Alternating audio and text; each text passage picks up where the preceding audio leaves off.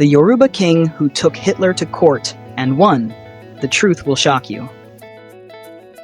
They say there was once a Yoruba king, so fearless, so powerful, that he took Adolf Hitler, the most feared dictator in history, to court, and won. Some even claim Hitler had to issue him a public apology.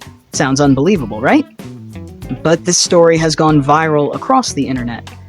Many people are asking, who was this king? What really happened? Today on AfriFacts, we dig deep into the archives to uncover the shocking truth behind the Yoruba king who allegedly took Hitler to court. Stay with us till the end, because the real story is even more fascinating than the myth. We start in the heart of Yoruba land, where royalty is not just about crowns and beads, but about legacy, dignity, and power. In recent years, social media posts began circulating with a striking black and white image of a Yoruba king dressed in full royal regalia, captioned, "Meet the Yoruba king who took Hitler to court and won. He even got a public apology." It spread fast, shared on Facebook, WhatsApp, and YouTube. People were amazed. How could a king from colonial Africa have stood up to Adolf Hitler, the man responsible for World War II and the Holocaust? The story inspired pride, a symbol of African courage in the face of white supremacy. But was it true? Timeline trouble. Let's rewind the clock. Adolf Hitler ruled Germany from 1933 to 1945. At that time, Nigeria and much of Africa were under British colonial rule. No African leader, not even a king, had direct political or legal dealings with Nazi Germany. So how could a Yoruba monarch possibly take Hitler to court? And where would that court even be? In Germany? In colonial Lagos? Or in London?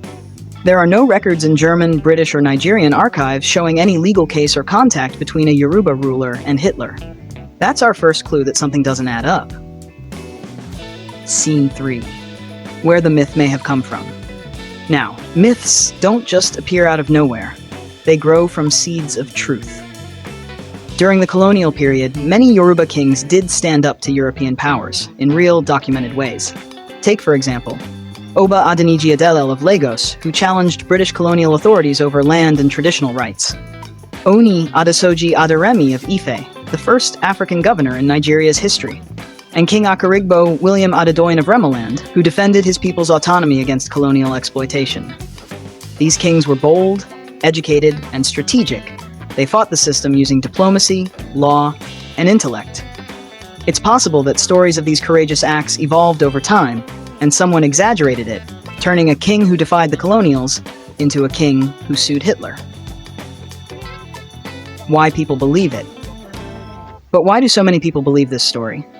Because it fits a deep emotional truth. Africans want to reclaim pride in their history, to remember that their ancestors were not silent victims, but active resistors.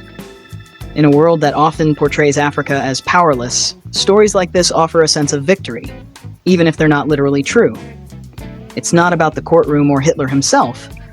It's about what the story represents: African courage, dignity, and resistance. While no Yoruba king ever met Hitler, many African kings did face their own Hitlers, brutal colonial governors and racist administrators.